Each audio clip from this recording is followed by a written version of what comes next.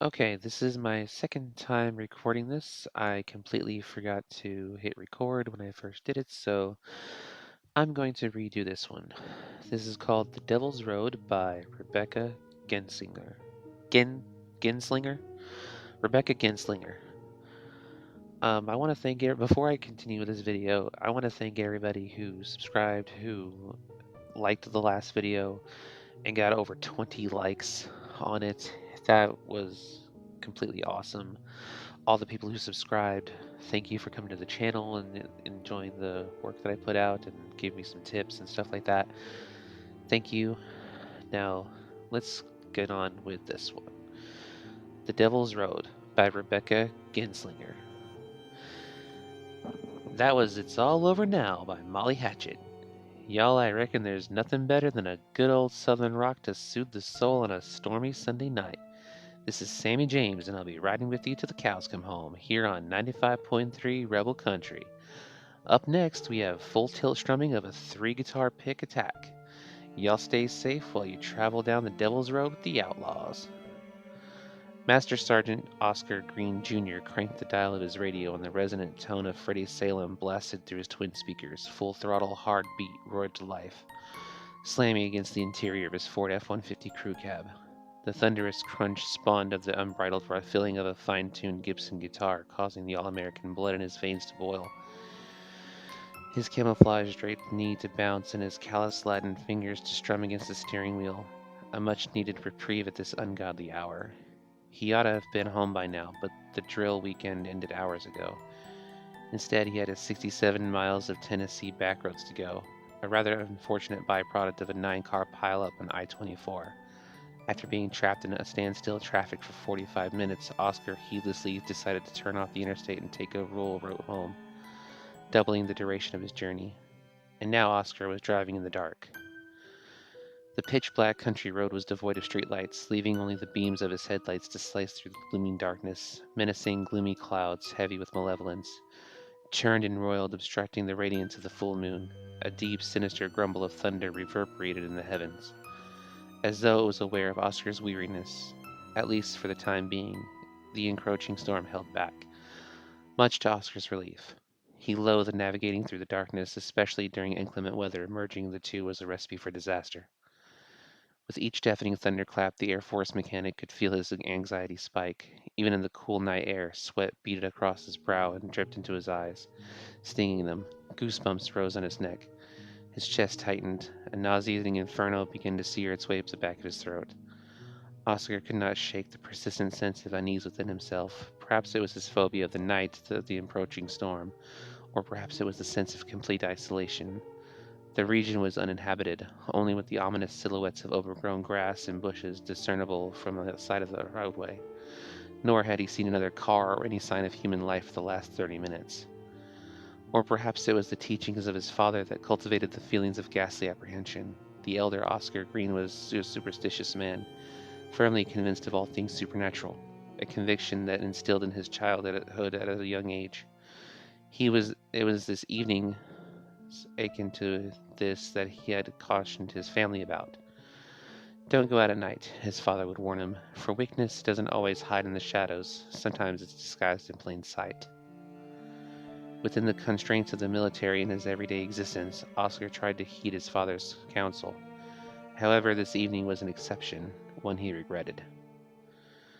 "'Cause never free," the radio crackled, suddenly cutting off the lyrics of the rock song. "Just fucking wonderful," Oscar mumbled onto the empty cab. As the song dissolved into interference, Oscar's temperament plummeted, abruptly turning bitter. Trying to soothe his temper, he stabbed at the truck's entertainment system in the futile attempt to find a station that came clearly. Nothing worked. White noise shouted out as he twitched between the stations. Every now and then a female voice would articulate a fragment of a word, or Oscar would detect a fraction of a note, nothing beyond that. Oscar found it peculiar. He expected the signals to be strong, as he had passed a broadcasting tower 20 miles ago. Shaking in his head in defeat, Oscar pawed at the phone resting beside him on his bench seat. The screen was completely blank. He pushed the power button on the double-checked once, twice, 3 times, but it remained unresponsive. In a huff, he tossed it in the back seat.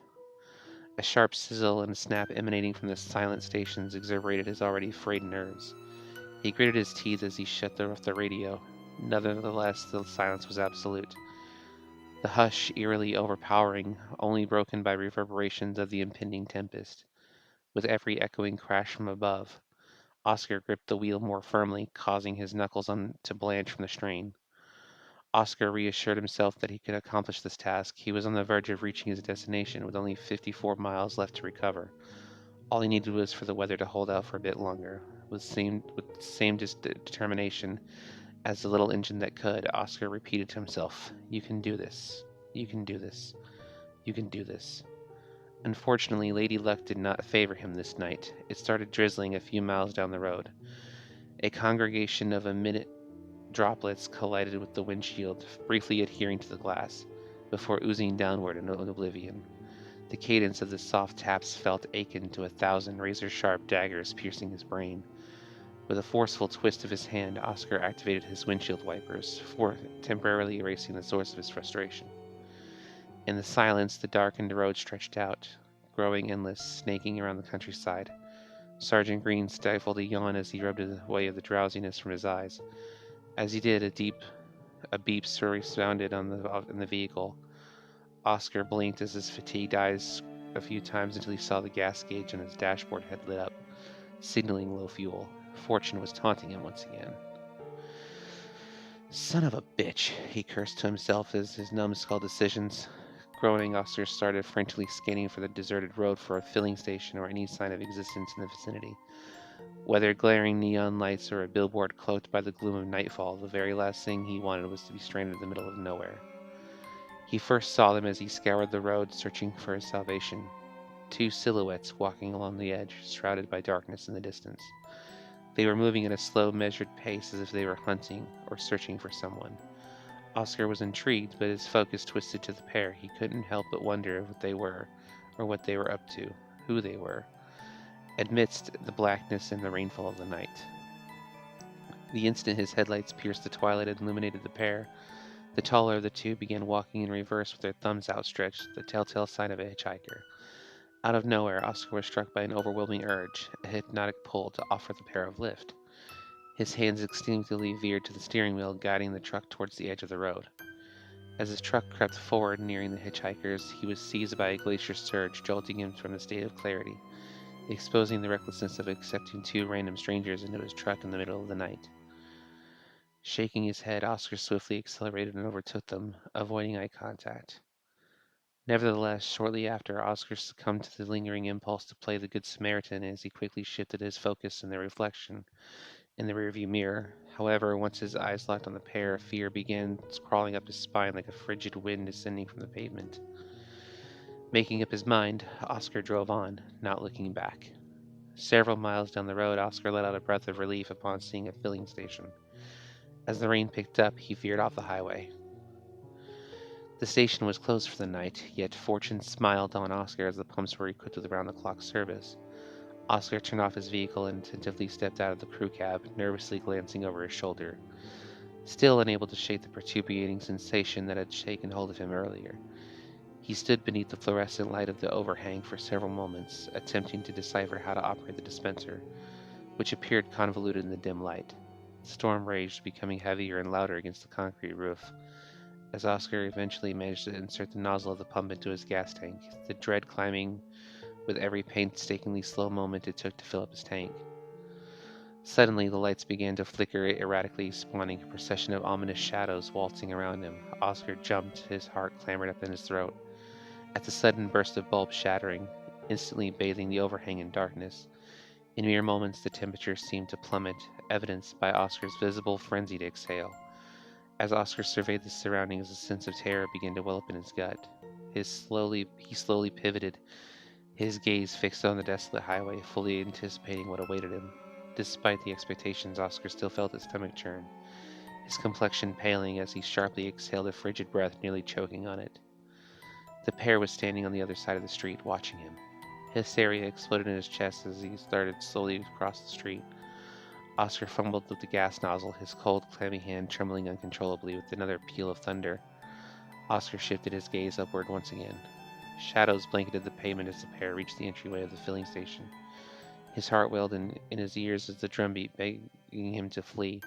Nothing but adrenaline pushing him. Oscar blindly shoveled the nozzle back into the holder and bolted towards his door, not able to tear his eyes away. As they drew near, he became more horror-struck. His skin crawled and his muscles screamed, even though the pair watched into the obscurity of the overhang. Oscar recognized that they were just a couple of teenagers, no more than 14 or 15. They appeared disheveled, cold, and drenched in the downpour. But something wasn't right. They weren't right.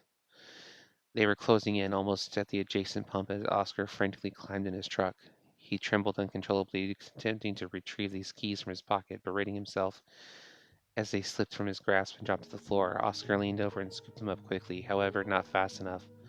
Oscar found himself eye to eye with one of the teenagers as he sat up. A cold, sickening, inexplicable sense of fear swept over him as the teenager lifted his hand and started knocking slowly, firmly against the driver's window.